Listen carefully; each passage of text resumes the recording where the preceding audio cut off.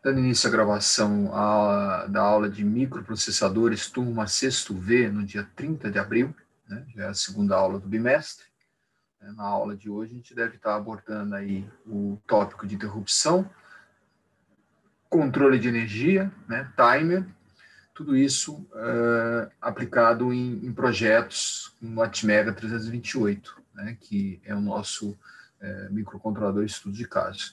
Os projetos, vocês vão perceber que eles têm uma grande semelhança entre eles. O que muda é a aplicação, obviamente, com o software. Né? O software a gente não está se dedicando agora, que vai ser uma dedicação mais ao laboratório. E as características ali dos periféricos é que distinguem. Né? Então, vocês vão notar que os projetos são muito parecidos. Os projetos que a gente fez na aula passada, que a gente tinha feito até antes da avaliação, eles se repetem, o sistema mínimo se repete. Tanto que tudo a gente poderia, né, usar o Atmega 328, né, usar o Atmega 328 para testar esses programas. Vocês estão fazendo aí projetos de IoT, todos vocês estão usando hardwares parecidos. O que muda, na verdade, são os periféricos e, obviamente, que a programação e a aplicação do sistema. Né?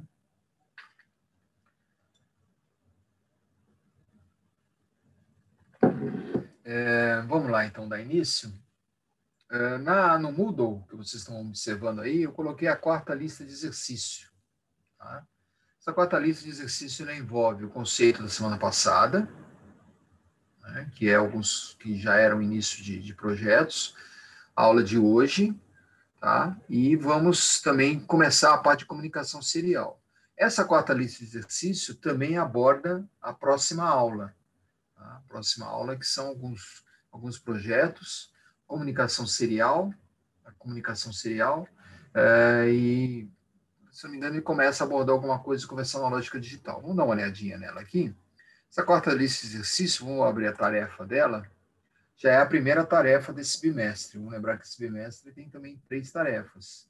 Duas tarefas, e essa que vocês estão vendo aqui, a quarta lista de exercício, a primeira, vai ter a quinta lista de exercício, mais no final de maio, né, mais para o final do bimestre, e vai ter, possivelmente, na primeira semana de junho, né, primeira sexta-feira de junho, eu vou ter que ajustar isso no calendário, porque houve uma extensão, dia 4, a gente deve ter a nossa última aula. Eu tenho que verificar quando que vai ser o fechamento, para a gente poder marcar a nossa última atividade. Tá? Aqui vocês estão vendo aqui a entrega da quarta lista de exercício. Ela está para o dia 14. Né? Então, observe que ainda tem a semana que vem para a gente fechar a lista, a gente vai revisar esses conceitos, e aí vocês vão ter mais uma semana para entregar. Tá? Na próxima semana, aí eu já vou colocar também a quinta lista. A lista que a gente vai começar a trabalhar já na semana que vem, e na outra semana a gente fecha a quinta lista de exercício. Tá? Então, para a terceira semana de maio, a gente deve ter aí essas duas tarefas finalizadas que vão formar a nota G. Né? Vocês vão ver aí no segundo bimestre que a gente vai ter a nota F. A nota F é a atividade do último dia do bimestre que a gente vai fazer, como a gente fez no último dia, né? uma atividade disponibilizada no dia para vocês entregarem, fazerem, inclusive a aula vai estar dedicada a isso. Né? Exatamente como aconteceu no primeiro bimestre. E a última parte da nota é o laboratório. O laboratório tem um peso bastante importante esse bimestre, porque não que ele tenha um peso maior do que o bimestre anterior, mas ele é importante porque ele vai representar o projeto de internet das coisas que vocês estão desenvolvendo. A gente já viu com o pessoal do 6º V12 na quarta-feira, e o pessoal do 6º V11 a gente vai continuar trabalhando com esse projeto na aula de hoje, dando mais subsídios, e vamos também a cada aula acompanhar como está a execução desses projetos. Né? Não está ainda liberado os laboratórios, eu ainda estou aguardando a liberação por parte aí da instituição para comunicar a vocês, para passar, né, o nome de vocês para a coordenação, e vocês terem acesso ao laboratório, né, poderem usar o laboratório como uma infraestrutura para vocês montarem um projeto, se acharem que for conveniente, para vocês se reunirem, é um projeto em grupo, E também, né, no final de maio, né, no final de maio, talvez no início de junho, vou acertar isso no calendário direitinho, mas possivelmente na última sexta-feira de maio, a gente vai ter uma aula presencial, ou deveremos ter, né? Vai depender da situação, mas deveremos ter uma aula presencial para vocês entregarem os projetos. Né?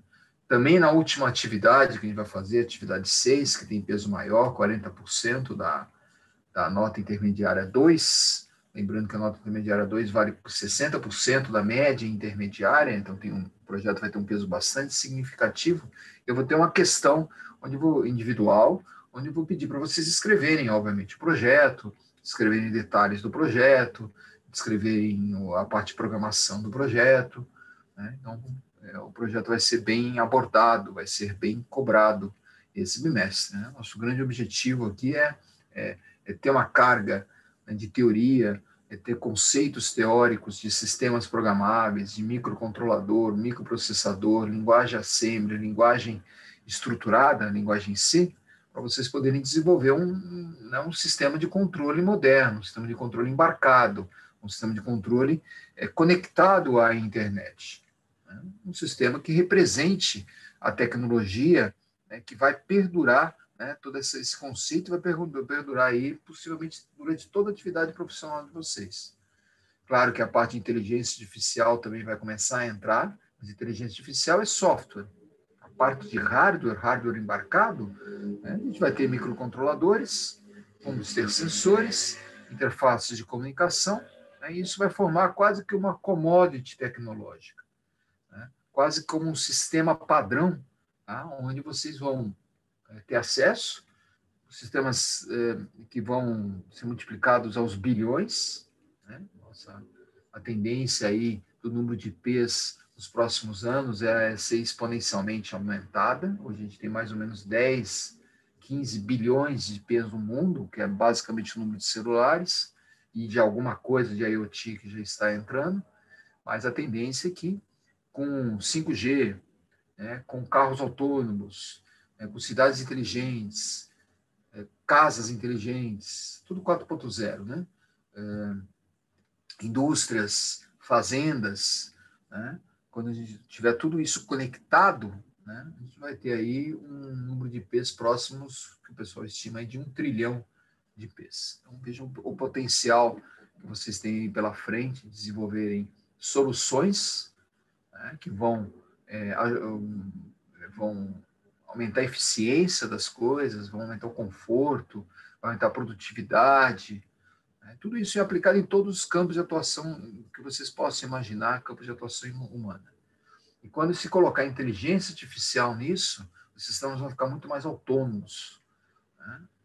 Inclusive, quando estava vindo para cá, estava vendo no rádio, né, uma discussão sobre o impacto da inteligência, amanhã é dia do trabalho, né, dia 1º, né, estamos discutindo lá o pessoal que estava lá no rádio, né, no programa de notícias que eu estava ouvindo, estava lá discutindo, né, o impacto da inteligência artificial no trabalho. Né? Esse trabalho, do jeito que a gente conhece hoje, tá, ele vai ter, né, um potencial de mudar bastante. Né? Inclusive, o ser humano vai ficar muito mais relegado a partes mais nobres do trabalho. Esse trabalho mais braçal, repetitivo, a tendência é ele diminuir bastante.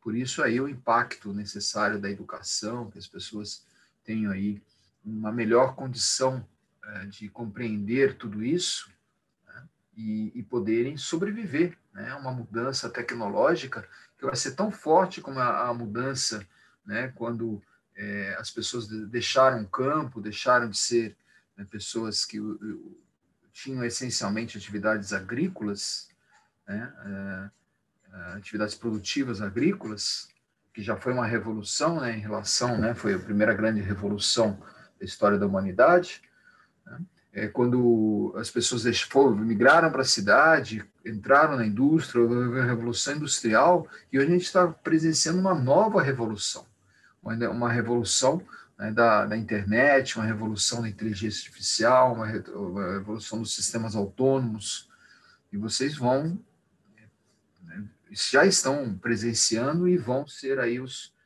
os protagonistas, né, de toda essa revolução que está só começando, né? A internet das coisas é uma coisa muito incipiente ainda, inteligência artificial também, né? Mas vocês vão aí nos próximos anos viver momentos aí, né, onde vão não só viver intensamente os benefícios, né, dessas tecnologias novas, como nós vamos ser os responsáveis, né, por a implantação dessas tecnologias.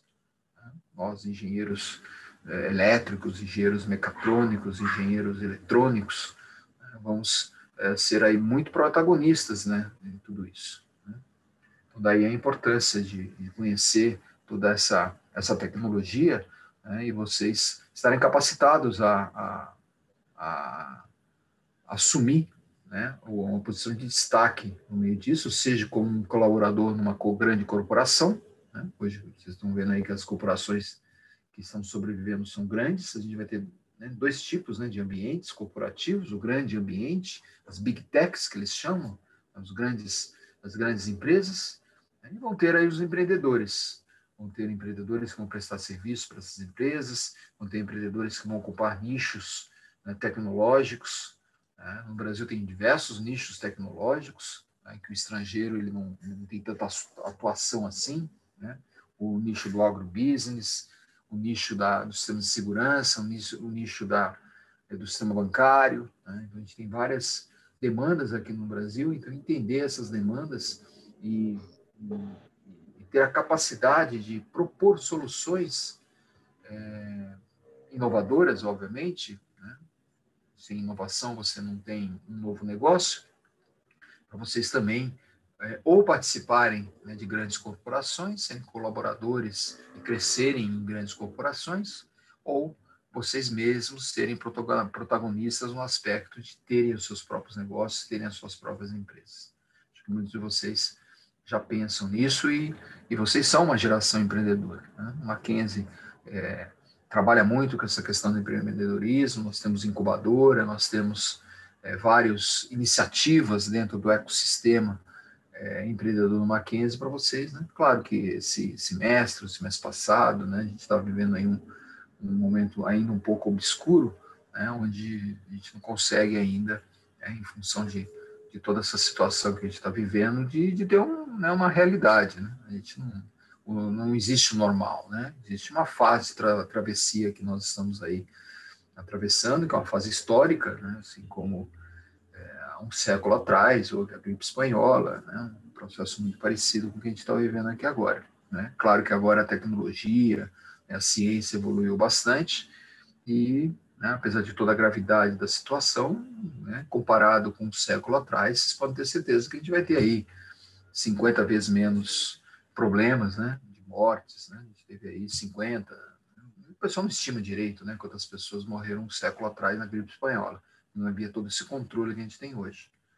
Né? Mas hoje a gente já está aí com 3, 4 milhões, talvez aí, quando todo mundo tiver vacinado, quando falo todo mundo vacinado, é a Índia está vacinada, a África está vacinada, o Brasil está vacinado, a gente vai ter algumas milhões de mortes ainda, infelizmente.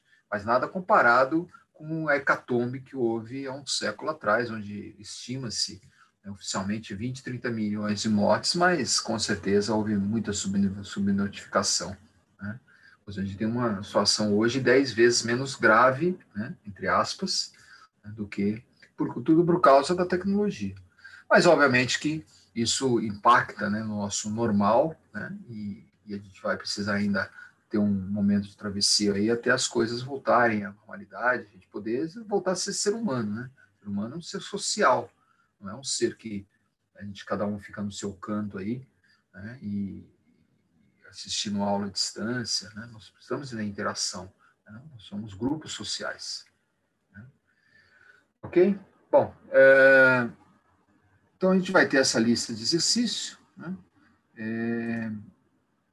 A lista ela está colocada aqui, eu vou deixar ela aberta. Eu vou deixar ela aqui aberta, tá? E daqui a pouco a gente vai, eu acredito que a gente vai até a questão 7, com certeza, né, dessa lista. Comunicação serial a gente vai começar a ver também hoje, tá? Vai começar a ver. Né? O tópico que a gente vai ver hoje dá para a gente ter esse conceito. Não vamos conseguir fazer os projetos, né, de comunicação serial, vou deixar isso para a semana que vem, né, já estava previsto, né, mas a parte de teoria, eu acho que até a questão aqui 2, né, 2 da comunicação serial, né, talvez 3, a gente já consiga abordar hoje para vocês começarem a fazer essa lista. Sempre a recomendação, nós estamos numa aula síncrona.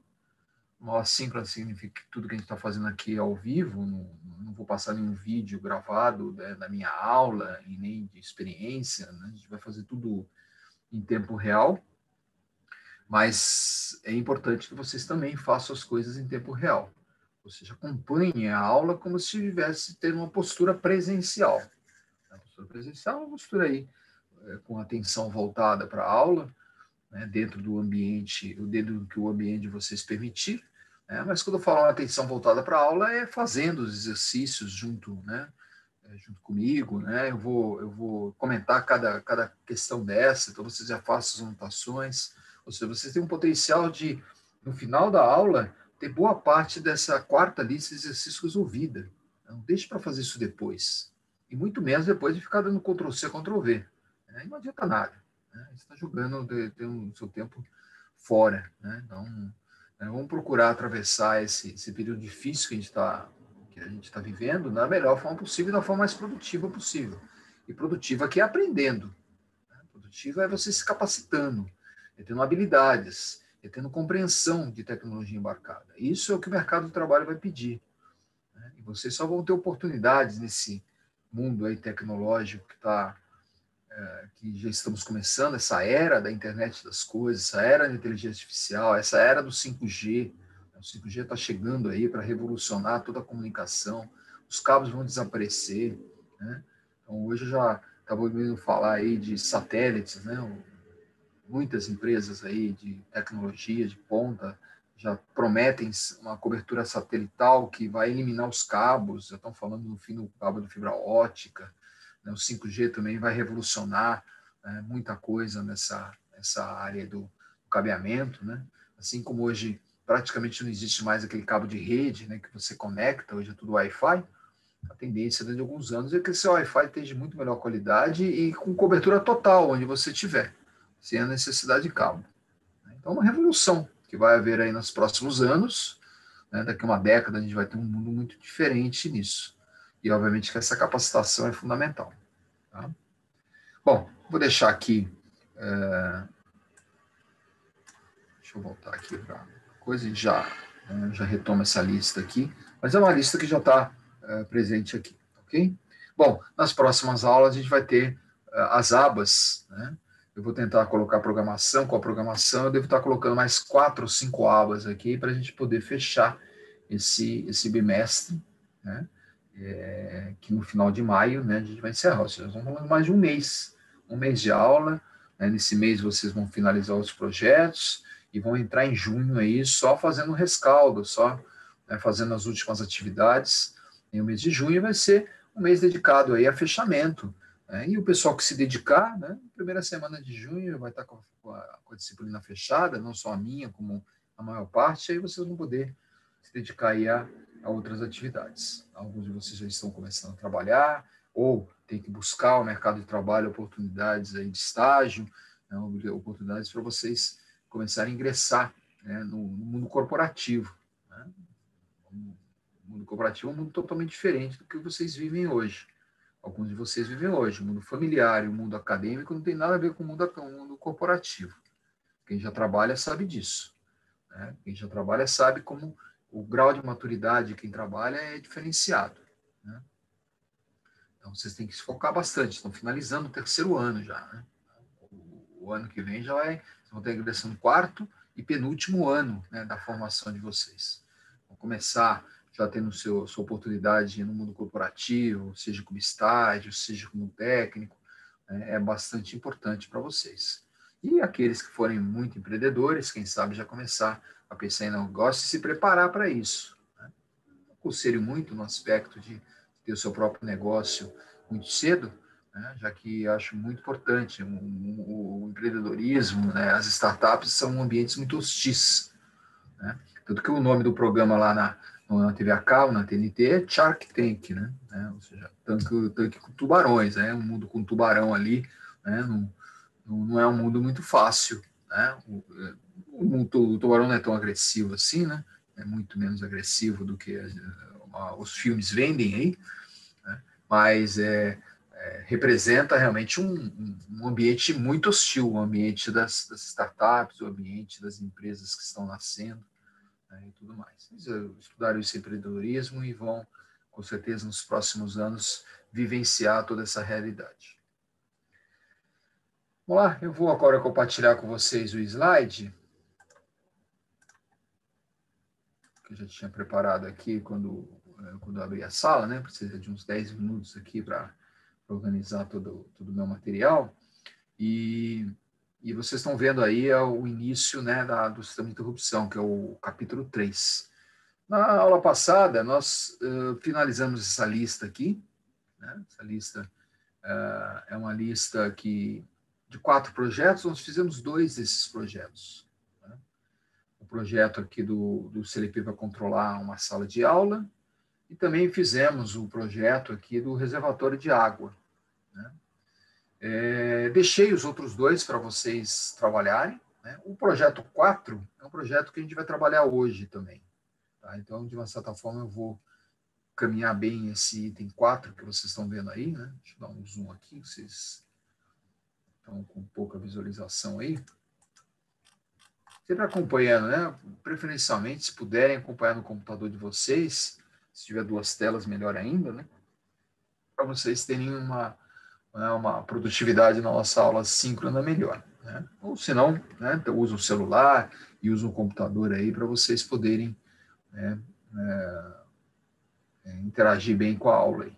Então, agora vocês estão vendo melhor aí. Né? Questão 1 é uma questão de um semáforo, né? Uma questão muito simples. No laboratório, de uma certa forma, a gente está abordando isso. Hoje a gente vai trabalhar com os 3 LEDs do semáforo.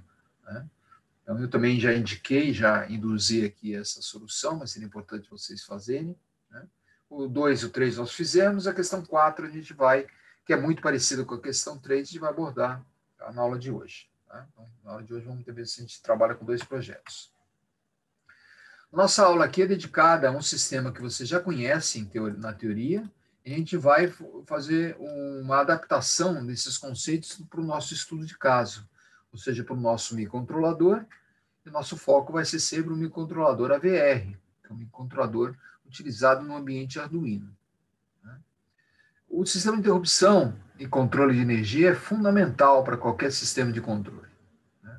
Por quê? Porque normalmente todo sistema de controle ele fica em repouso, e quando ele fica em repouso, é repouso economizando bateria, e quando existe um evento externo, uma porta que abriu, uma presença de alguém na sala, alguém que fala alguma coisa, o sistema de reconhecimento de voz reconhece, um sensor que acusou alguma condição de temperatura elevada, um sensor de fumaça que detectou a possibilidade de um incêndio. Ou seja, esses eventos externos avisam o microcontrolador, e o microcontrolador atende essa interrupção. O atender essa interrupção para o microcontrolador é quase sempre acordar.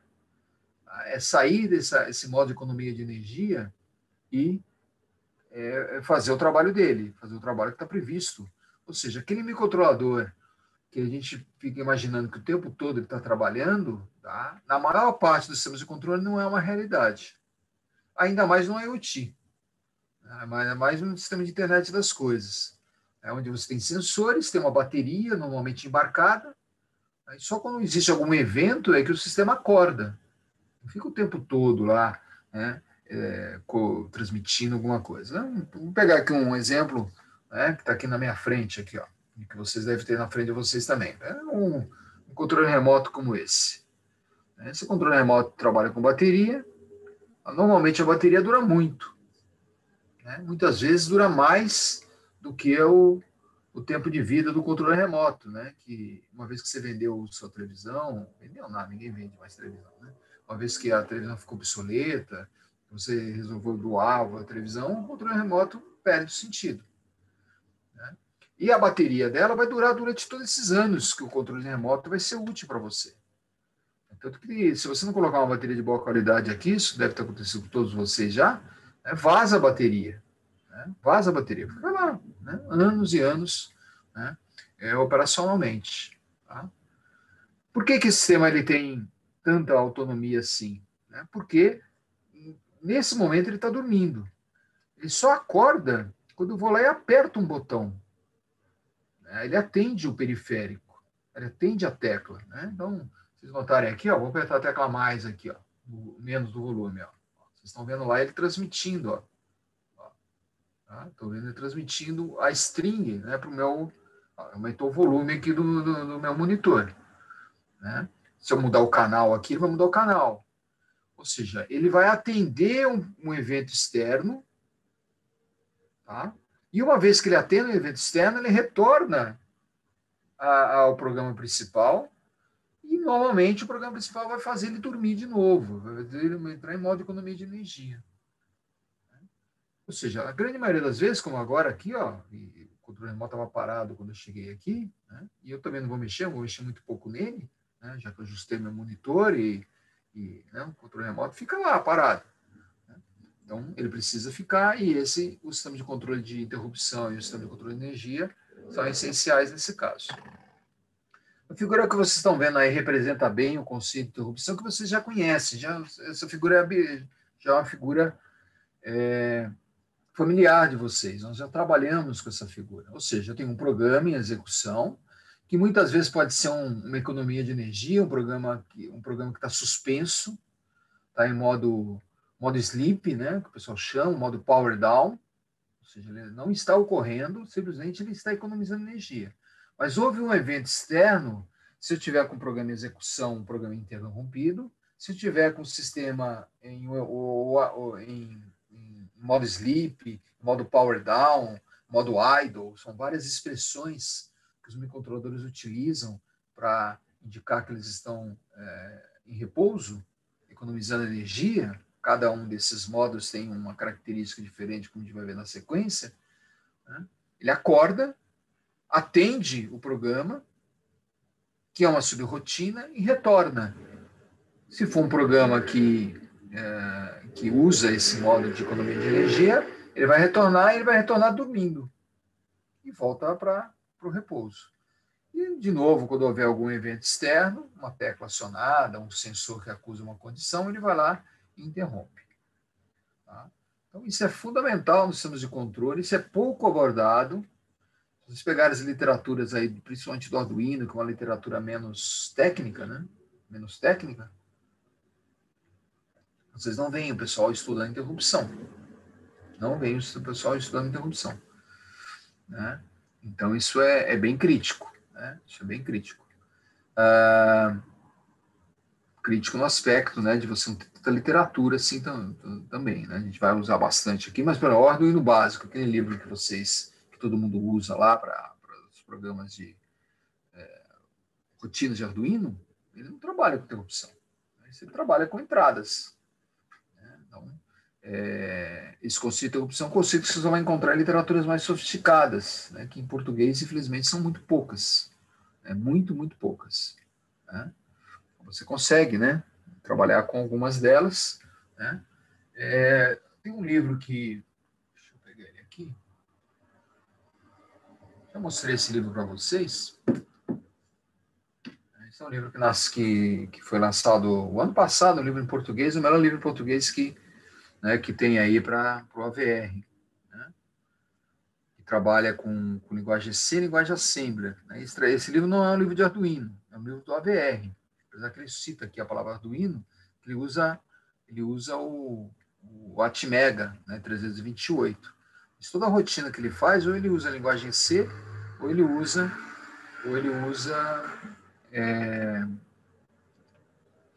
Assembler. Assembler não é mais prático, né?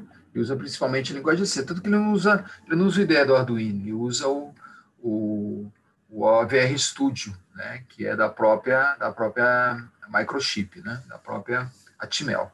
Então, um livro bem legal. Eu acho que ele já está na nossa bibliografia básica, né? AVR e Arduino, técnicas de projeto, né? Do Charles Lima e Marcos Vilhas. Né? Deixa eu ver se eu acho ele aqui fácil. Está aqui com o computador, né? Deixa eu só dar uma olhadinha aqui.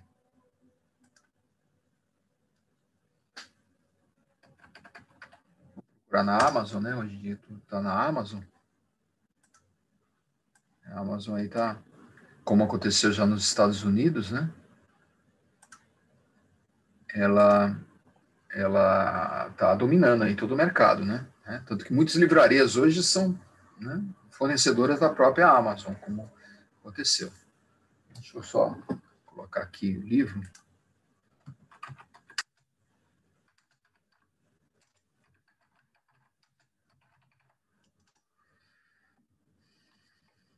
Não sei se não está compartilhado, né? Vou compartilhar a tela com vocês aqui, ó.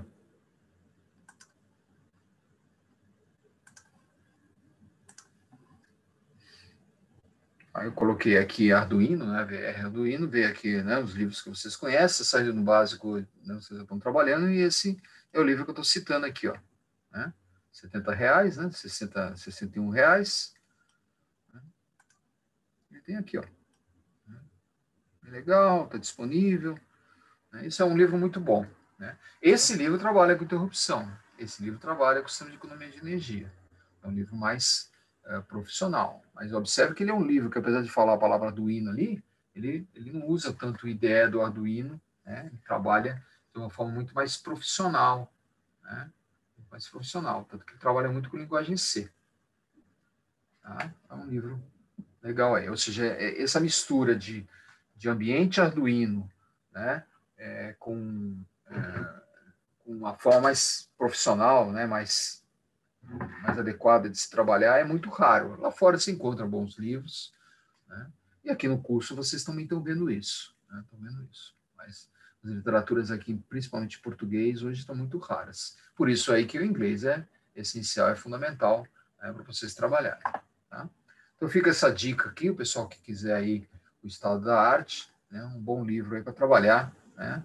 O Gianfranco está fazendo aí um projeto, né, o Gianfranco de iniciação científica, né, hoje conversei com a professora Ana, deve estar, né, destravando lá aquele processo que você estava parado lá, que nós estávamos parados, né, então você deve estar aí, né, começando a sua pesquisa oficialmente aí, né, e nós estamos trabalhando nessa iniciação com esse livro, né, então é bem legal aí. Fechou. Então, vamos lá. Vamos voltar aqui, né? A gente fica aí, são 8 horas já, temos mais 50 minutos de aula. Né? Vamos ver, então, esses conceitos, o que são esses conceitos de interrupção aí, ou a aplicação deles, né? O vetor de interrupção é sempre o endereço inicial, tá? E aqui eu coloco, de forma letras garrafais, são utilizadas para o modo de economia de energia, tá? Aqui nós temos as interrupções típicas do Atmega 328, que já foram vistas também, tá? Mas eu recordo aqui, são 26 interrupções,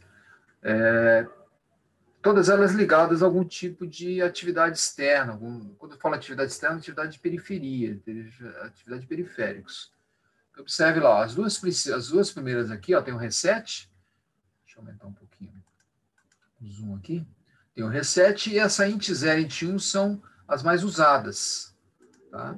Sendo que a int 0 e int 1 estão ligadas a dois pinos de entrada, né, do porte PD, PD1 e PD2, que eles são PD2 e PD3, que são chamadas int 0 e int 1.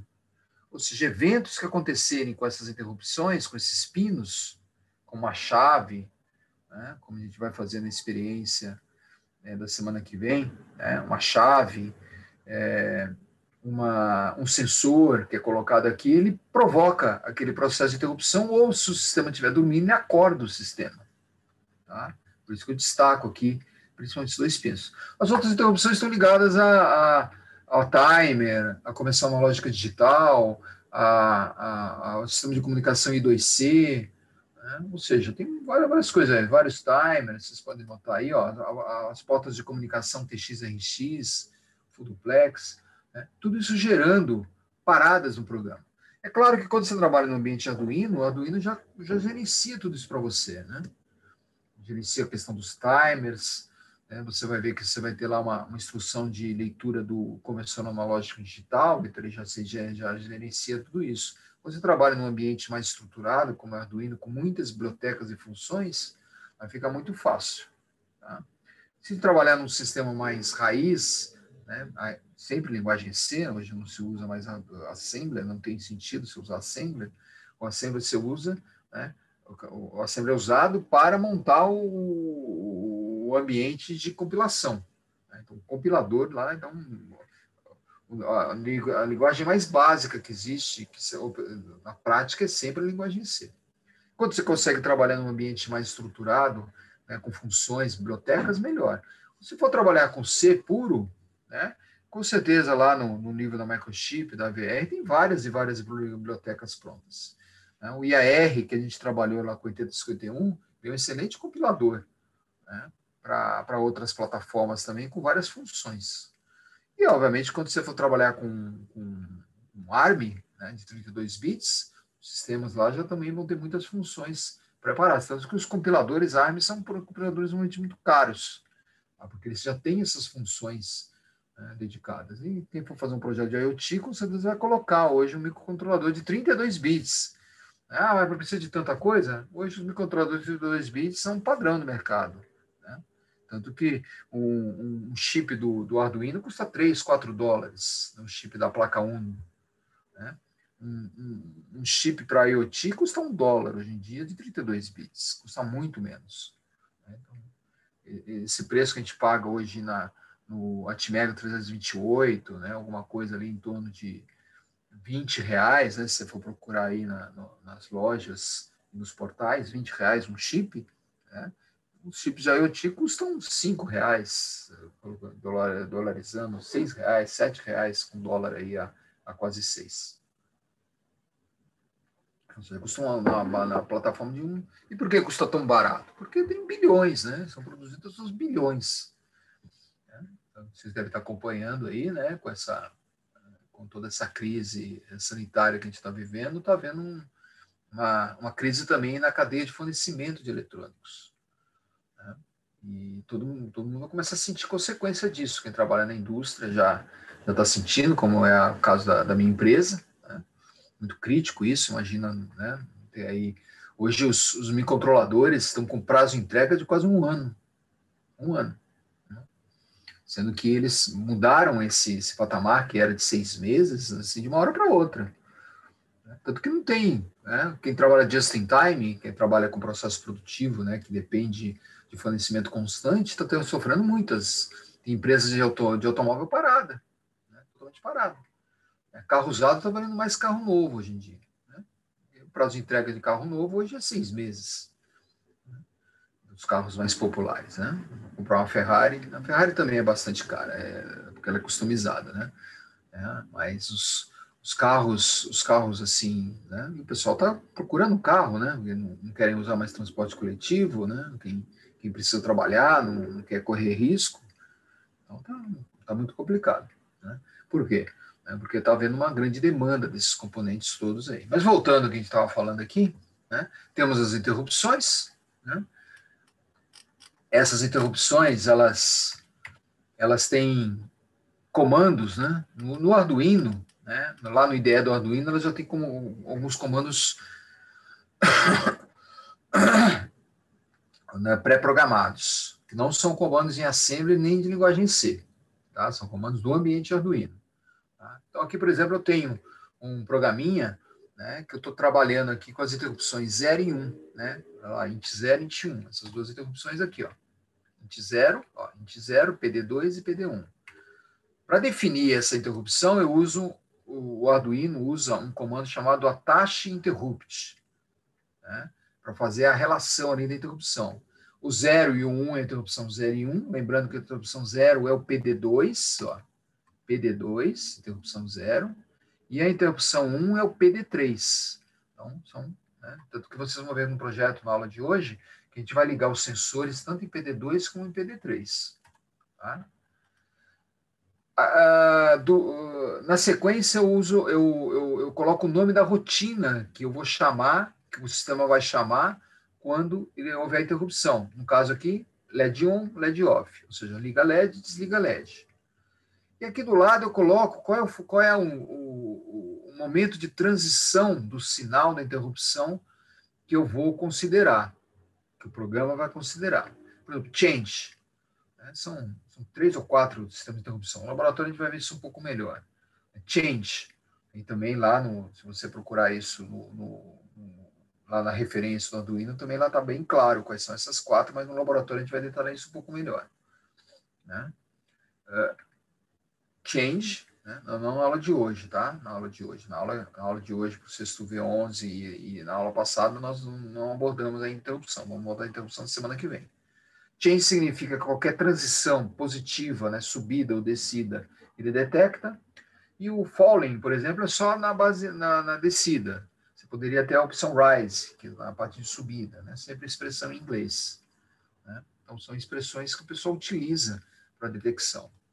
O programa principal não faz nada, observe, o programa main aqui, o programa loop, fica escrevendo no pino uma variável state. O pino é o pino 13, né? A LED. É um LED. Então, fica lá, colocando no LED a variável state. Sendo que a variável state, ela nasceu em low, ó. Tá aqui, ó, ela foi uma variável inteira em low. Ou seja, está apagado o LED. Tá? O LED fica apagado o tempo todo. Enquanto a variável estado não mudar. Quando que a variável estado vai mudar? Obviamente que na interrupção. Então, ele fica lá atualizando. Tá? Se alguém apertar o botão 0, né, ou seja, em PD2, né, ou entrar um sinal, né, no caso de com variação em PD2, PD2 porque PD2 é o 0, ó, int 0, e PD3 é o int 1, tá? O que o sistema vai fazer? Ele vai mudar a variável state para high. Quando ele mudar a variável state para high e ele voltar para o loop, tá, o LED acende. Quando que o LED vai apagar? Quando houver a interrupção do PD3, a interrupção que a gente chama de int 1. Tá? Então, ele vai para o LEDs off. E o que faz o LEDs off? Muda a variável state. Um programa muito simples, né? Só para programa conceitual, não tem sentido eu ficar, né, usando isso só para ligar e desligar um LED, obviamente. E outro conceito que não tem esse programa que a gente vai ver na sequência. Né? Não tem sentido ficar fazendo um programa looping, né, que eu fico fazendo sempre a mesma coisa. Quando eu ficar fazendo a mesma coisa, eu tenho que usar, tá, uma condição de economia de energia, que a gente vai ver na sequência, tá, e usar as interrupções para acordar o sistema, e não para ficar o tempo todo atualizando a variável state e colocando essa variável state para controlar um LED. Tá? Então, um programa bem conceitual, e na experiência da semana que vem, né, experiência acho que 9, né? Hoje a gente vai fazer 8 com o pessoal do sexto V11, e fizemos a experiência 8 com o pessoal do sexto V12, né, na quarta-feira. Né? Aqui, né, a mesma coisa, né? Só o mesmo programa. Aqui eu tenho o sistema de controle de energia. Tá? O sistema de controle de energia, tá, no AVR, eu peguei o AVR, que é o nosso estudo de caso. Ele tem 6 modos de controle de energia, que vocês podem observar nessa tabela, que está lá no manual do Atmega. Lembra? O manual do Atmega que a gente viu lá no laboratório. Vocês devem guardar aquele manual como referência. Vai lá na tabela 9.1 dele, não vou abrir aqui, porque a gente está em cima da hora, mas vai lá no manual, vocês vão ver lá na tabela 9.1 os modos, inclusive o texto, tem várias e várias folhas explicando o que é o modo idle, o que é o modo ADC, Nose, Reduction, Power Down, Power Save, Standby e Standby. O que muda nesses modos? Na verdade, o que muda é o que ele desliga, o que ele coloca em repouso. Quanto mais coisa o sistema colocar em repouso, mais economia de energia vai haver, menos corrente de consumo vai haver. Né? Então, observe aqui o modo, ó, isso a gente vai usar o modo Power Down. O modo Power Down, ele vai deixar o int 0 e o int 1 ativos, ó. Vai deixar um timer auxiliar ativo, que não pode ser desligado, e vai deixar o hotdog ativo. Esse sistema aqui é um sistema de emulação, tá? Dificilmente a gente vai trabalhar com ele. O seu modo Power Down é o modo mais econômico possível. Mas ele liga muito a pouco. Por exemplo, o clock não está ligado. O clock não está ligado. Tá?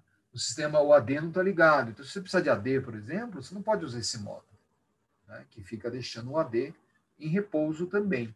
Tá? Ah, então eu quero o AD. Se você quer o AD, você vai ter que usar o modo idle ou o modo nose reduction. O modo idle, por exemplo, observe que ele liga quase tudo.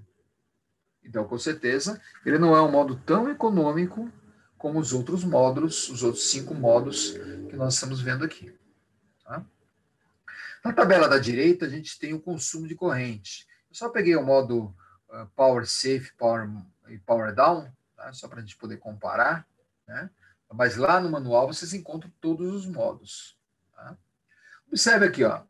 Se você estiver trabalhando de forma normal, né, o consumo de corrente, ó, que está nessa tabela aqui, trabalhando com 8 MHz, ou seja, um cristal de 16 MB, que é o que a gente está trabalhando na placa Uno, tá? Ele vai ter um consumo de corrente de 4 miliamperes. Tá? 4 miliamperes. Ele está ativo, tudo ligado. Está lá consumindo 4 miliamperes. Vocês podem falar, mas 4 miliamperes não é tão grande assim. Né? Se você for trabalhar com bateria, sua bateria vai durar dias apenas. É só fazer o seguinte conta. Né? Vocês devem, né, ter uma noção aí de bateria. Né? Mas você vai lá e compra uma bateria, por exemplo, que a gente é de 1 ampere-hora. O que significa uma bateria de 1 ampere-hora?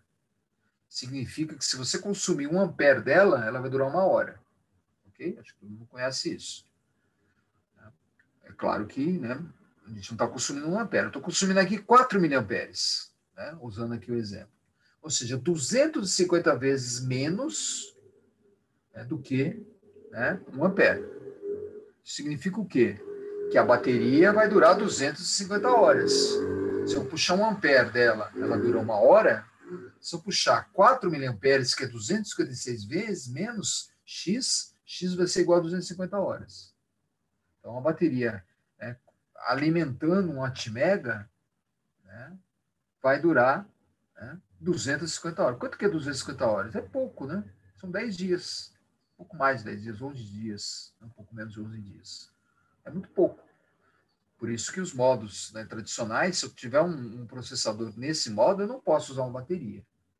Você vai ter que usar uma fonte de alimentação padrão, normal, fixa, que você coloca lá na tomada. Que para sistema embarcado é complicado, né? Imagina lá, você colocando um chip dentro do boi, né? Um chip dentro do seu cachorro lá, né? Se chipou o seu cachorro que você quer viajar com ele, né?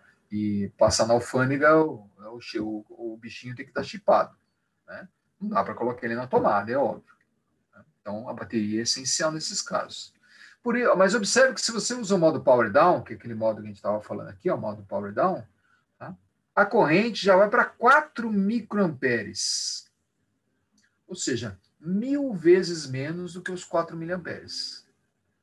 Ou seja, a nossa bateria vai durar 250 mil horas, um pouco menos, né? Porque de vez em quando você vai ligar o microcontrolador, né?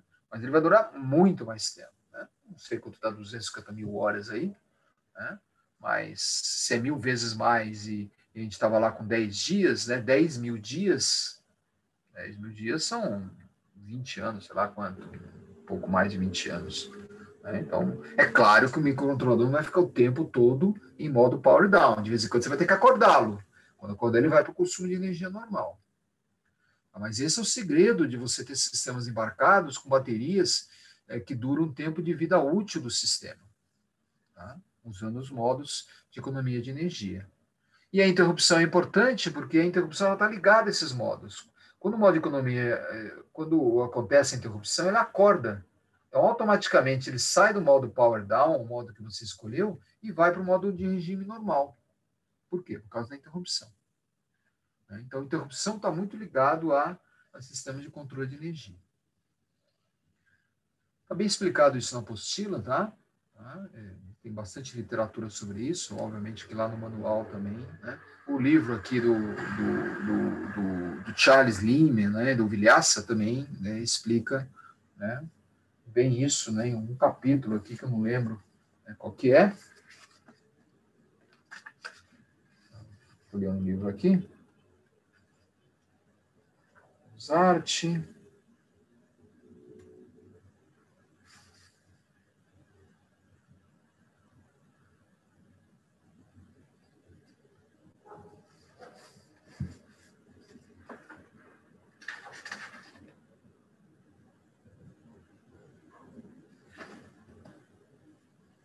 Ele está ligado ao modo aqui de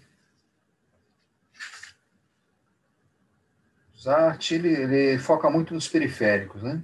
E aqui no meio dos periféricos ele vai estar trabalhando. Deixa eu ver se ele tem um índice. Não tem aquele índice, né, que você acha as coisas, né? Tem que procurar direitinho, tá? Mas um livro desse tamanho aqui, com certeza, ele trabalha com interrupção. Né? Ok? E aí eu destaco aqui, né, interrupções acordam o microcontrolador. Né? Isso é fundamental. Então, consumo de energia, interrupção está muito ligado uma coisa com ela. A gente vai ver no laboratório isso. Claro que no laboratório eu não vou ficar medindo a corrente, né, do sistema, né? Não vou ficar medindo essa corrente. Né? A gente estima isso, né? E estima o tempo de vida útil da bateria, se for o caso. Né? Aqui estão os comandos principais que são utilizados, né, no modo de economia de energia. Para isso, a gente usa uma biblioteca, né? Não é uma coisa padrão, né, que está no Arduino. Eu tenho que incluir uma biblioteca chamada VRSleep.h. Né? A VRSleep.h é uma biblioteca que o fabricante do controlador disponibiliza, se agrega lá. Isso pode ser colocado no IDE do Arduino, né, como vocês estão vendo aqui, ó, né? Então, ele tem lá essa função. Né? E você tem aí um modo, né, os comandos, ó, sleep enable, né, você ativa, né, um modo de economia de energia nele. Tá? Aqui eu estou ativando a interrupção, observa que eu estou ativando a interrupção 0, ou seja, a primeira interrupção. Aqui eu configuro o modo de sleep, todos esses comandos aqui estão na biblioteca sleep.h. Né? Então, se vocês procurarem referências da sleep, né, dessa biblioteca, vão ver todos os modos de configuração dele, como lá, né, naquelas referências do Arduino você encontra. Né? Aqui a gente está vendo que o modo Power Down é um deles, mas obviamente que Sleep Mode, Power Down, Sleep Mode Idle, o que você colocar ali, né, dentro de uma dessas 6 possibilidades, Idle, Power Down, Power Safe, Standby, Extended Standby, né, você vai configurar aqui. Tá? Aqui eu estou definindo, né, que o LED está apagado, né, e a instrução Sleep CPU coloca a CPU para dormir. Quem acorda a CPU? A interrupção. Por isso, essa relação entre uma coisa e outra. Se a interrupção for acordada, né, ela vai para a próxima instrução. Tá? E a próxima instrução aqui, eu estou fazendo um comando serial. Né, a gente vai ver o comando serial aí na sequência. Né, e aí ele fala que apenas acordei, né, just woke up. Né, serve todas as instruções em inglês, né, porque toda a literatura aí, né, nesse processo está em inglês. A gente tem muito pouca coisa em português hoje de boa qualidade. Muito pouca coisa. Né? Infelizmente, né? Português não é uma língua global, né? Português é uma língua até a 7ª língua mais falada no mundo, porque o Brasil tem muita gente, né? Mas a gente está longe de ser uma língua estratégica, né? Porque hoje a língua mais falada no mundo, obviamente, é o inglês é universal, todo mundo precisa saber. Uma segunda língua hoje muito relevante, tá, é o espanhol, principalmente por causa da colônia nos Estados Unidos, na América Latina, e obviamente da Espanha. Tá? E junto com isso o mandarim, né? Só que o mandarim é uma língua, né, para a maior parte de nós impraticável, né? Ainda mais nós engenheiros que não gostamos muito de estudar língua. Né? Então, mas é uma grande oportunidade, é um grande diferencial estudar mandarim. Né? O mandarim você está numa outra realidade, né? Mas é importante aí também colocar. Tá? Bom, esses são os comandos. No laboratório a gente vai trabalhar um pouquinho mais com esses comandos aqui. Tá? Mas só fica lá, tem que chamar a biblioteca, né? Tem que configurar o modo sleep, toda essa configuração fica lá no modo de setup, né? Fica no modo de setup, e o modo sleep CPU normalmente está no programa, aqui ela não está no programa, está no setup, porque o autor aqui fez só um programinha né, na rotina, mas normalmente você vai ficar lá no programa loop. Você faz uma atividade, coloca em modo sleep CPU. O modo sleep CPU deixa a CPU dormindo, como o nome está dizendo, né, no modo que você configurou aqui no mode. Né, e ela só vai acordar através de uma interrupção. Pode ser de um periférico, pode ser de um timer, pode ser, né, dos pinos PD2 e PD3. Ativar o chat aqui do lado. Tá aqui. Colocando aqui, deixa eu deixar ele na minha frente aqui. Tem alguns, talvez, se vocês interagem no chat aqui, eu não estou enxergando nada. Agora está aqui na minha frente. Bom, modo de economia de energia, tá? Timer, né? Só um comentário rápido do timer. Timers são, a gente já estudou lá no final do capítulo 1, né? São sistemas de temporização. Temporizador nada mais é do que o sistema que você tem um clock de entrada e ele é um contador. E ele conta até um limite programado dentro do timer. Então, o tempo do timer vai ser, né, o clock, né, configurado por esse tempo máximo que essa contagem máxima do sistema. Né? Hoje em dia, poucos trabalham com timer, né, tem pouca literatura em cima disso, porque normalmente já existem estruturas prontas que usam timer. Por exemplo, a função delay, que vocês já conhecem bem lá, a função millis, que é uma função de cronômetro do sistema. Né? Essas duas estruturas chamam timer zero. Então, timer zero é ativado. Timer zero é de 8 bits. Timer zero de 8 bits significa que ele conta de 0 a FF, de 0 a 255.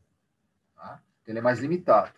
O timer 1, que é o contador de 16 bits, é usado para o servomecanismo. A biblioteca Servo, que é uma biblioteca bastante importante no ambiente Arduino, tá? Utiliza integralmente esse timer. Tá? Ou seja, tudo isso sendo usado pelo sistema operacional. No nosso caso, o sistema operacional é o IDE. Né? E o timer 2, um timer de 8 bits também, né? Usado pelo Tone, pela biblioteca Tone do Arduino. Sempre usando aqui o exemplo do Arduino. Tem bastante literatura se você quiser trabalhar diretamente com esses timers. Tá? Nas referências do Arduino você encontra, né, tudo isso. Se você aprofundar um pouquinho, né, o estudo vai ver. Mas normalmente a grande maioria de nós acaba utilizando as funções prontas. A função delay, a função milha de cronômetro, tá? A função tone, se você quiser produzir uma nota musical, né, uma saída com frequência conhecida. Né? Então, todos esses programas de música, né, de interação, de áudio, que você vê no Arduino, usam essa função tone. Né?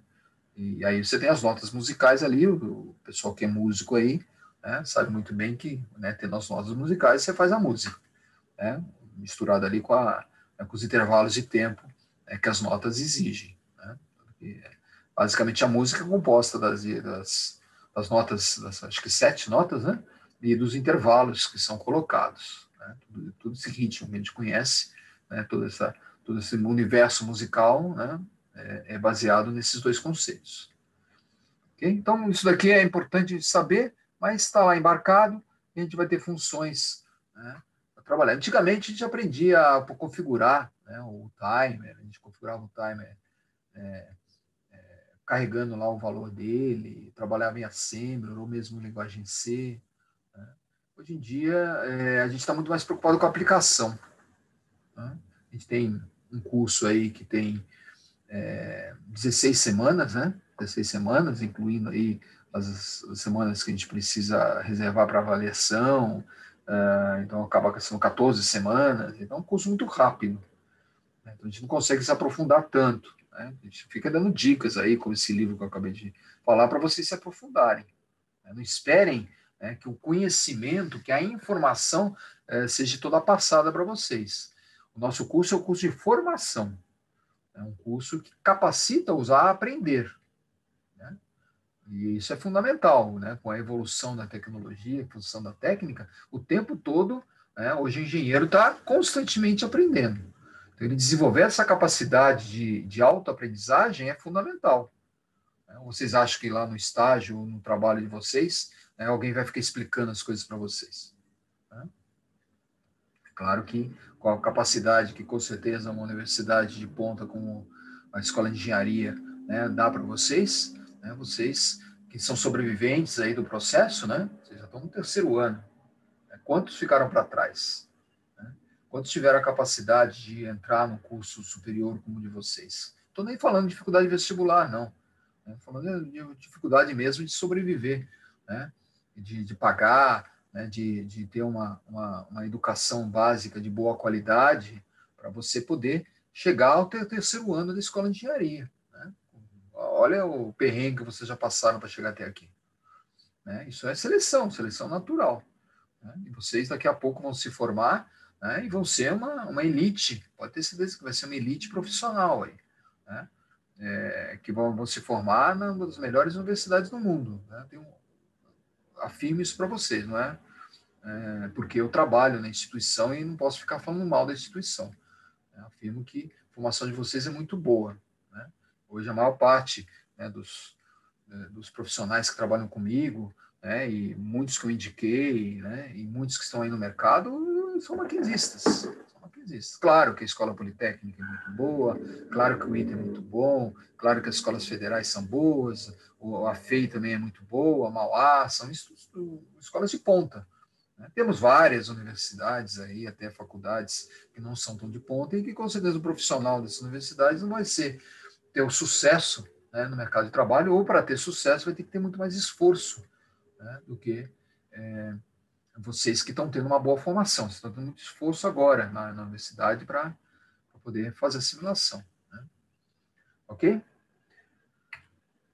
Bom, feito esse momento aí de reflexão, né? O Watchdog também é outro conceito fundamental que vocês também já conhecem, né? Teve uma questão, né, de supervisório no trabalho 3, pedi lá, reforcei o que é Watchdog, o que é supervisório, o que é burnout, o que é power down, né? São sistemas, né, que resetam o microcontrolador quando acontece algum evento de descontrole.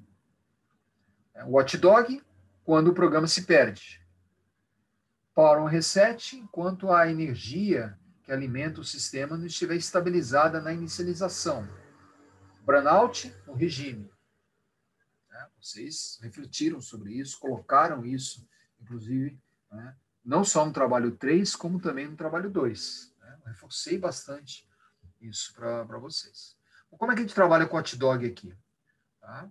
Eu não vou nem falar no Burnout e no Power on Reset, que já estão, né, de uma certa forma, configurados dentro do sistema. Tá? Porque o Burnout e o Reset, você ativa, né, esses dois dispositivos, Burnout e Power on Reset, e você não precisa ficar acompanhando, configurando. Se houver alguma instabilidade da energia, o sistema reseta. Só isso. Ele é um sistema de hardware, não tem programação. Você só configura. Então, você tem comandos para fazer isso, lá na referência do Arduino você coloca. Agora, o mais usado e que a gente precisa prestar mais atenção, o Watchdog. O Watchdog ele monitora o programa. E como é que ele monitora o programa? Se ligou o Watchdog é um timer, vocês colocaram lá na avaliação, né, no trabalho de vocês. Eu perguntei lá, o que é um supervisório? É um timer que você configura a tempo. Naquele tempo, você vai ter o programa, o software vai ter que resetar o Watchdog, ele vai ter que zerar o Watchdog. É como se fosse uma bomba relógio, entre aspas. Ela tem lá 1 minuto para explodir. Se naquele minuto o sistema não for desarmado, e quem desarmar é o próprio software, ele vai resetar o sistema. Então, é dessa forma que funciona. Por isso que o Watchdog normalmente é ligado a um timer. E se vocês observarem aqui, no caso do AVR, ele tem uma pré-configuração de timer de 15 milissegundos até 8 segundos. 15 milissegundos até 8 segundos. Isso é uma biblioteca também que o AVR disponibiliza, né, que a Microchip, o fabricante disponibiliza. Né, e você tem aí essas configurações de tempo aí. A função Watchdog Enable habilita, né, o Watchdog. Né, você vai ver bem no laboratório, tá? Na experiência 9, a gente vai trabalhar com essa rotina.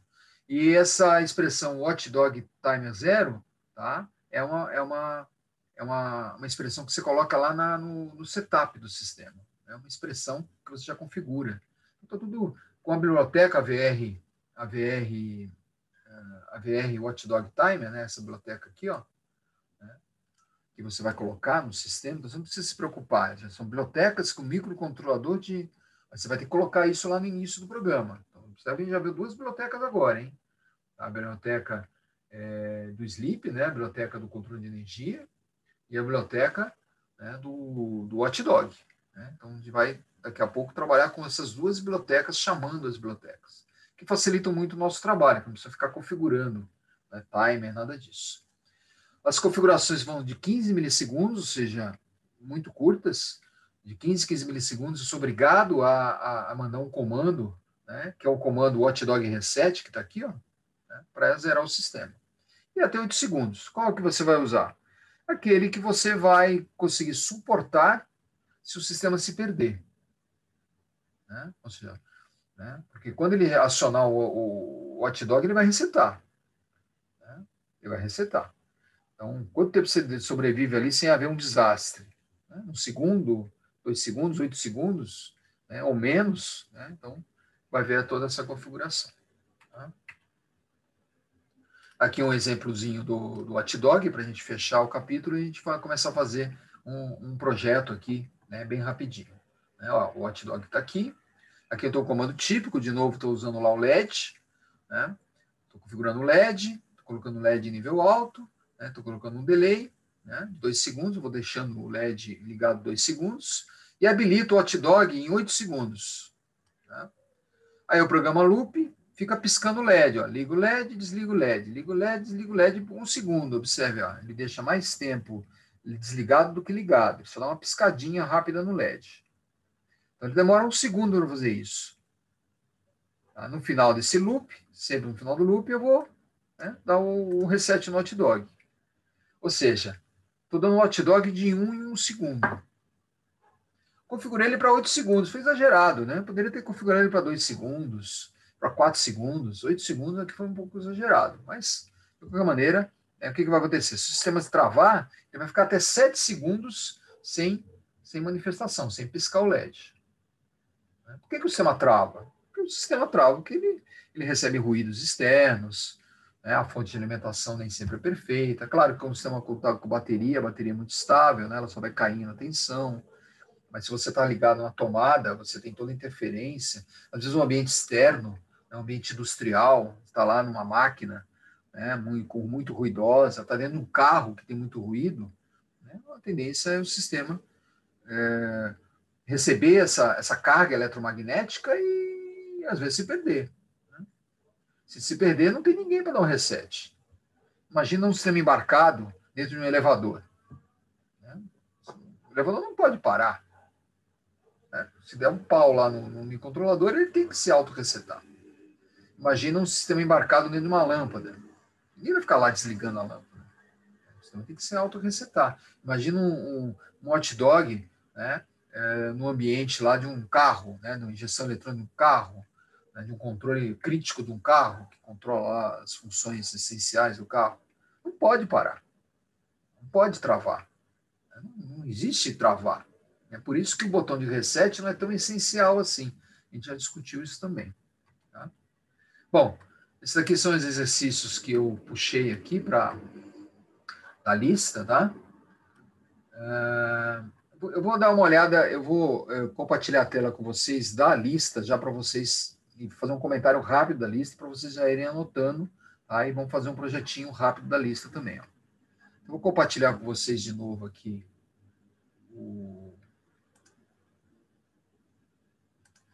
a minha segunda tela, né? Que estava lá com a tela do AVR. Vamos lá para o... Aqui apresento, já faço a lista, tá? Já faço a segunda chamada aí. Deixa eu ver quantos estão presentes aqui. Não chegou tanta gente aí, mas deve ter chegado um outro aí. Vamos aqui, ó, quarta lista de exercício. Vou abrir ela aqui de novo. Tá? E vamos fazer um comentário rápido aqui, né, sobre ela. A maior parte das questões são teóricas. Tá? Vamos lá. Explicar o conceito de interrupção. Falamos bastante disso, tá? Vamos dar uma estudadinha. O conceito de interrupção está ligado a periférico, de parar o programa, de ter um vetor de interrupção, né? Vetor de interrupção, relação de periférico, o que é subrotina, o que a subrotina tem a ver com isso. Lembrar que quando a interrupção acontece, ele chama a subrotina. Né? Utilizar o exemplo do mouse. Ó, o mouse aqui, ó. O mouse está parado, o programa está sendo atendido. Tá? Se eu mexer, né, um roletezinho aqui no mouse ou mexê-lo na mesa, ele interrompe o sistema para ele poder atualizar. Né? Então, o computador não fica lendo o mouse direto, é o mouse que informa o computador que houve algum evento dele. Tá? Entrando um fantasma aqui na sala. 3 interrupções mais prioritárias do Atmega, é só olhar naquela tabelinha do Atmega. Tá? Quais são os pinos de interrupção aritmética utilizados no NT0 e NT1? Acabamos de falar, PD2 e PD3. Qual é o comando no incluso setup, né, do programa de IDE do Arduino e qual a sua estrutura? Né? A gente viu lá, né? A taxa interrupt lá tem toda a estrutura, né, para você poder usar, né? Ok? Também está bem explicado. O projeto de um alarme, tá? Podemos fazer esse projeto aqui agora, só vamos caminhar aqui para as outras. Eu vou fazer um projeto, tá? Aqui um controle de usina hidrelétrica, um segundo projeto, vou fazer um deles, tá? Vou indicar o outro também. Os 6 modos de controle de potência, a gente viu ali, né? Então, pode copiar aquela tabelinha aqui, mas explica a tabelinha, tá? Não tem problema se está Ctrl+C, Ctrl+V na tabela, né, que está lá na apostila, ou está aqui no slide. Mas explica os 6 modos, tá? Explicar, tá? 6 modos, qual o consumo de corrente mínimo de cada um deles, né? Dá uma olhadinha lá no manual, mas principalmente aqui responde do modo que a gente viu, o modo Power Down. A gente viu que o modo Power Down é 4 microamperes, ou 3,9, 3,8 que a gente estava falando lá. Tá? Quais são os comandos de configuração no AVR Sleep? A gente viu ali também, né? Sleep Mode. Né? Então, configura. Explicar o que é o hotdog, qual a importância do hotdog para que um software seja robusto, já responderam isso na atividade 3 lá, mas é para repetir aqui. Quais são as configurações, né, do AVR.H, também a gente acabou de falar. Tá? Vou fazer aqui rapidinho, a gente está 20 horas e 39 minutos, 10 minutos, né? A gente vai fazer rapidinho aqui esse projeto. E na aula que vem a gente vai começar a trabalhar com comunicação serial. Né? TX, RX, os ART. Bem simples esse assunto.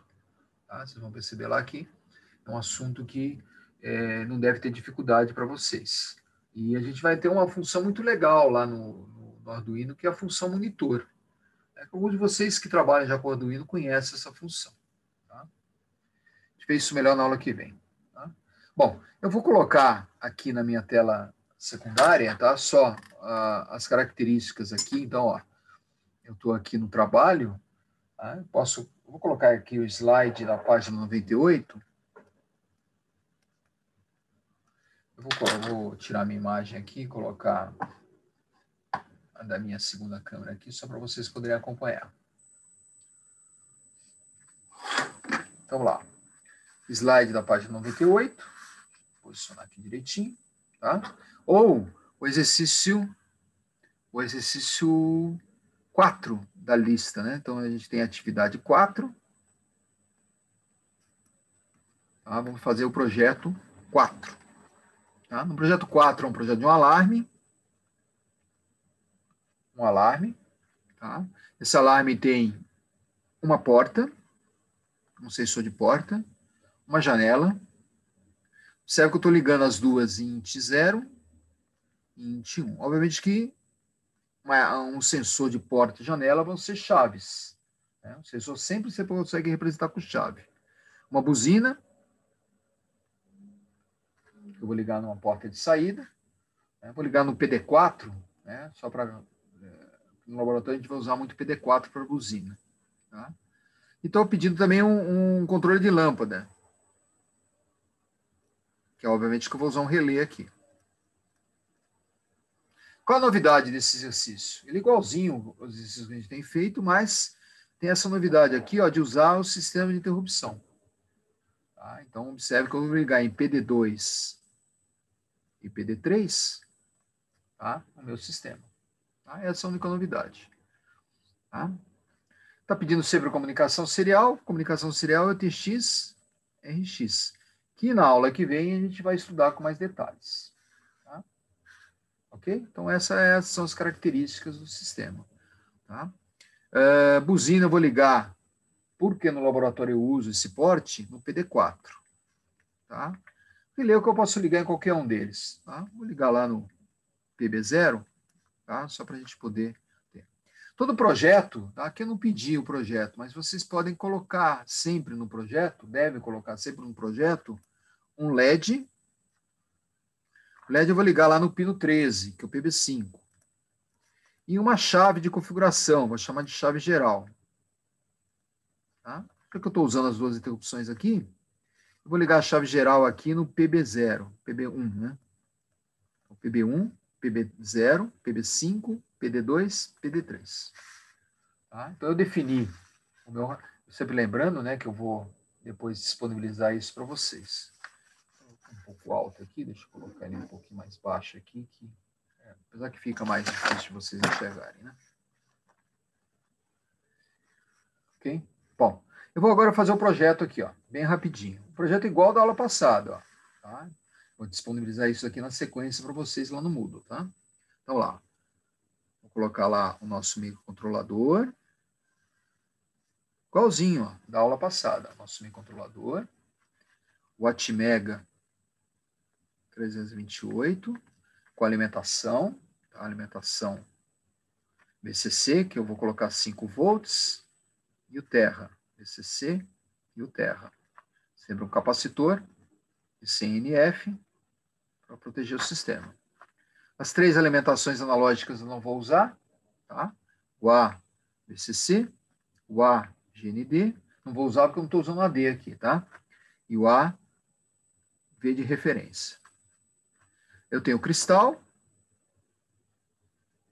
X1, X2, cristal 16 mega.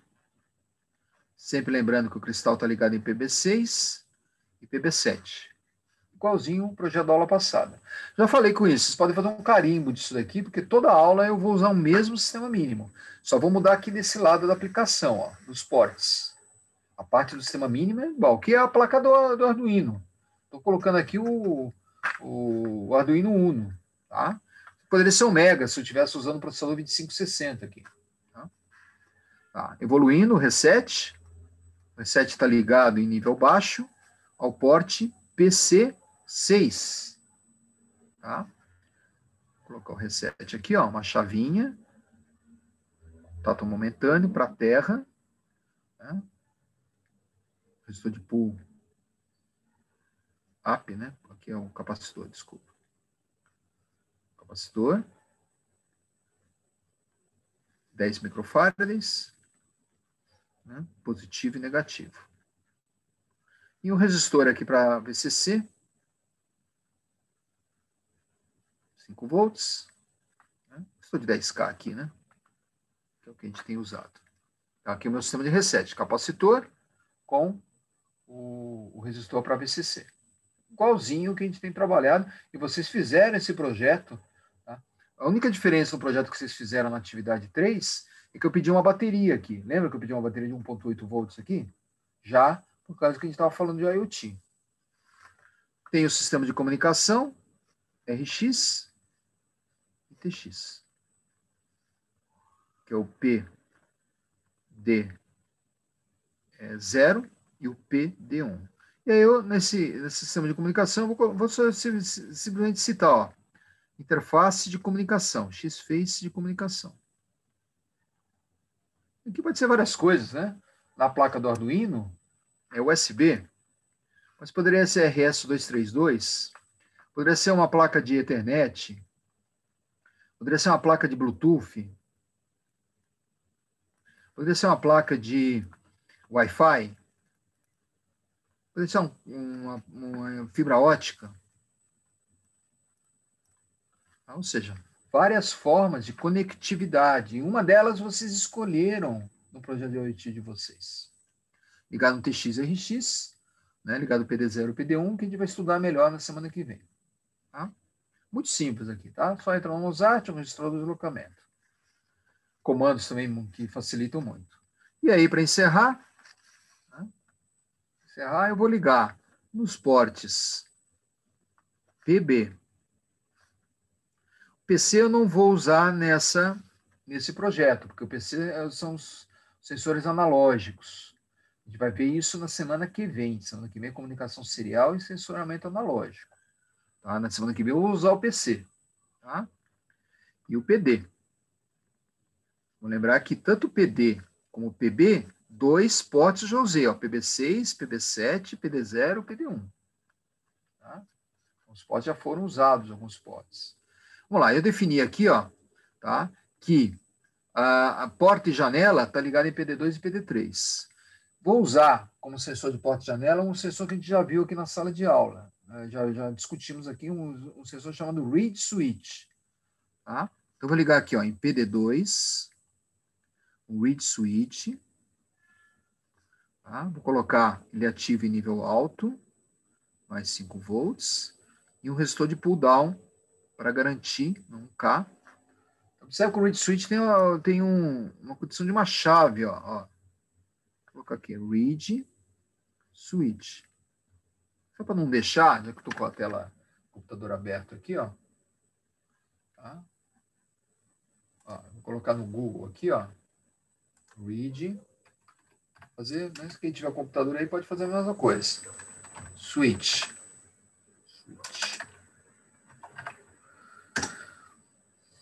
Ó, são esses sensores aqui, ó. Vou pegar um deles aqui, ó. Dá para ver direitinho aqui, ó. Tem um bulbo de vidro, ó. Tem um sensor aqui dentro. Claro que ele tem um ímã junto, né? Vou colocar um ímã aqui, ó. Ele vem com ímã. Eu coloco o ímã na porta ou na janela. Quando eu fecho a porta, o contato fecha. Né?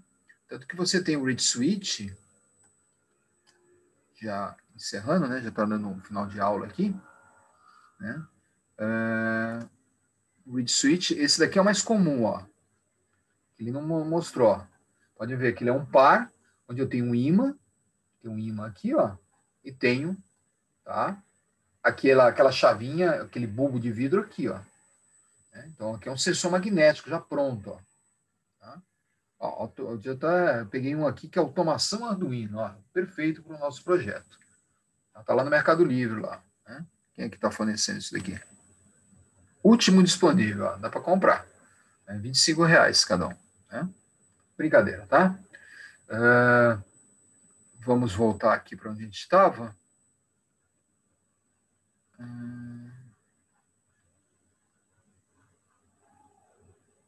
Aqui.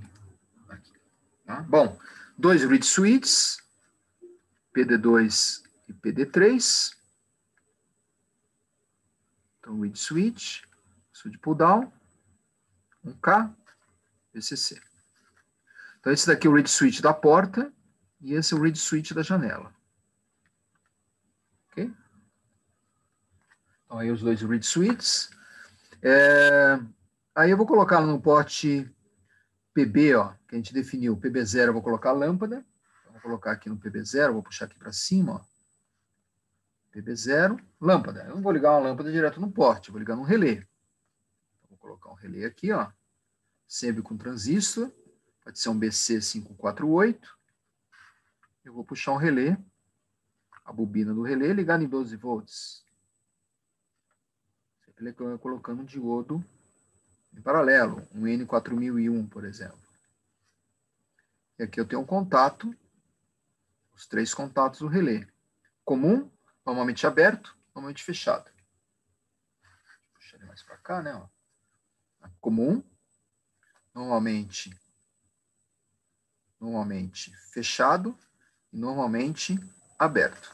Normalmente eu ligo a minha lâmpada, vou ligar o meu sistema de lâmpada no aberto, porque quando o relé fechar, tá? O relé fechar, ou seja, eu dei um comando que vai colocar VCC aqui no porte PB0, né? Ou seja, digital write PB0 high, né?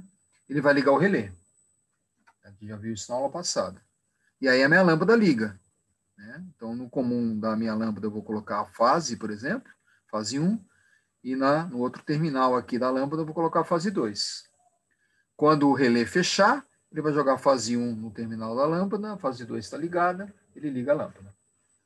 Observe que o relé faz um sistema de potência. Eu coloquei lâmpada, isso poderia ser motor, poderia ser qualquer coisa, porque o relé é de potência.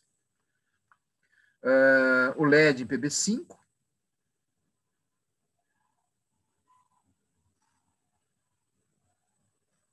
Tá?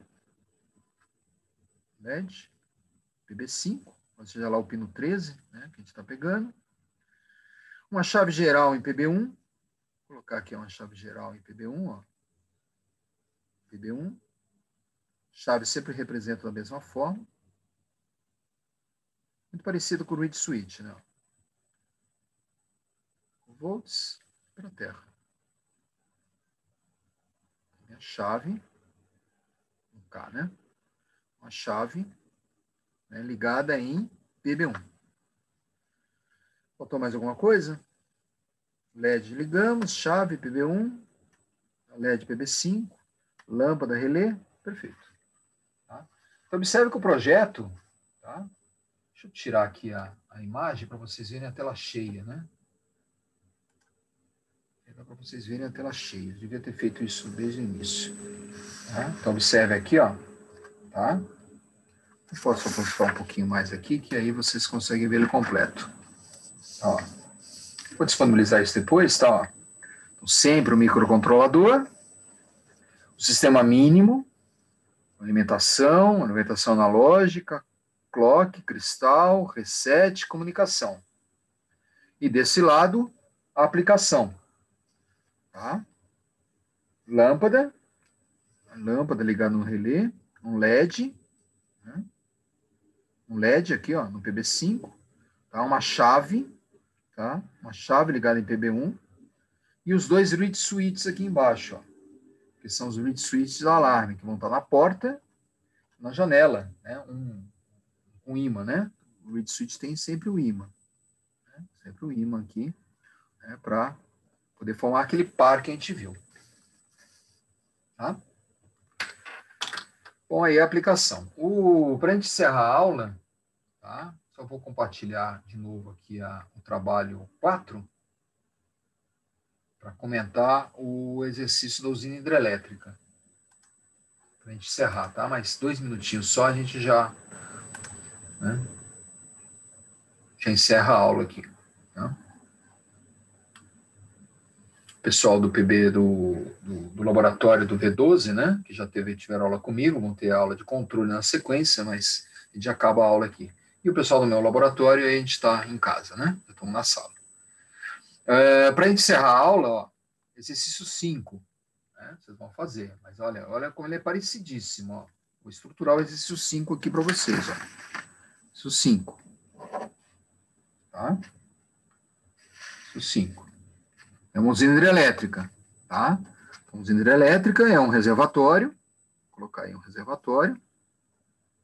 Que obviamente é alimentado pelo rio, né? O rio joga água dentro do reservatório. Né?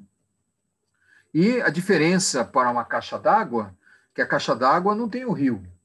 Né? A caixa d'água, né, tem uma bomba que joga dentro do reservatório. E a caixa d'água, ela não tem comporta. Porque aqui eu vou ter uma comporta.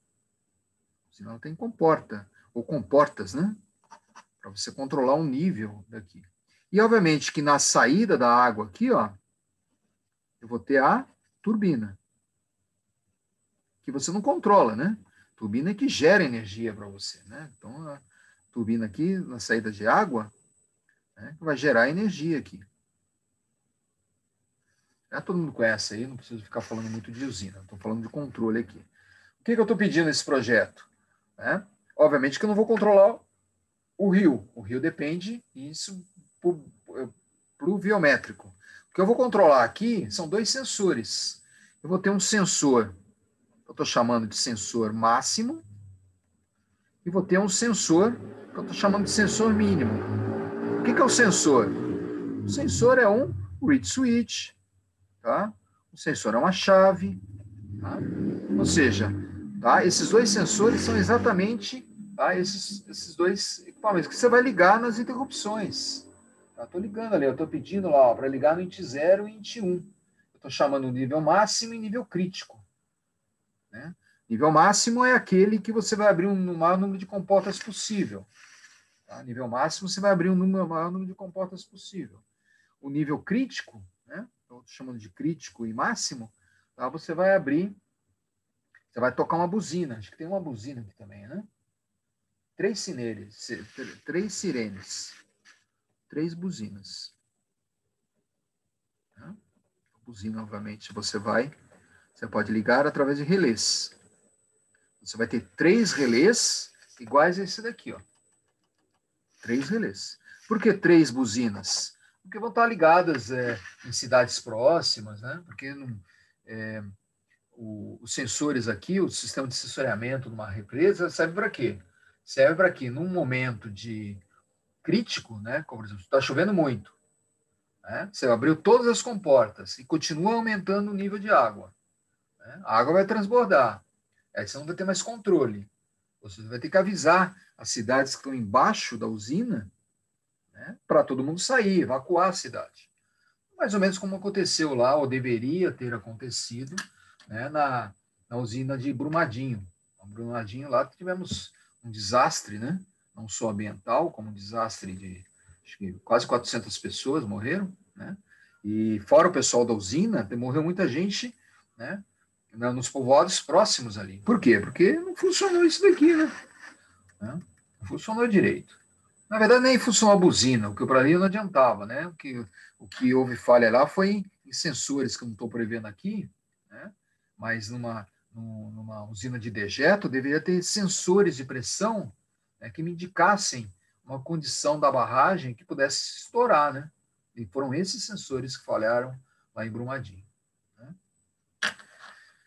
Ok? Então, esse projeto aqui, então, um projeto muito parecido com esse, só que ao invés do ser read switch de porta e de janela, vai ser máximo e crítico.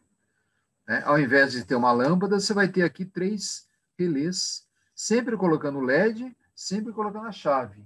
Tá? LED, chave é default, faz parte do sistema mínimo. Tá? Bom, com isso aí, vocês já têm condições de evoluir bem. Né? Vamos encerrar a aula, só compartilhando com vocês aqui, tá? A chamada. Tem um pessoalzinho aí que espero ter chegado depois aí. Tá? Vamos lá, vou fazer uma segunda chamada. Tá? Logo depois da chamada, eu vou encerrar a aula. Tá? Desejo aí para o pessoal do sexto V12, né, um bom final de semana. Né? E a gente se encontra novamente na quarta-feira. E o pessoal do sexto V11, tá? Eu vou abrir a sala novamente para a gente começar por volta de umas 9h30 o nosso laboratório, como já é tradicional. Tá? A Dandara chegou? Estou aqui, presente. Ok, Dandara. Deixa eu ver se tem. Deixa eu abrir o chat aqui, que eu já escondi o meu chat aqui. Onde foi parar meu chat?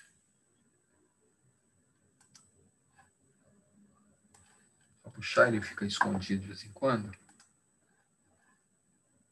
Ok, estou com ele ativo aqui. O Luan chegou? Luan? Lucas? Aqui. Lucas presente. Lucas Santos, estou ouvindo aí? Lucas? Lucas presente, senhor.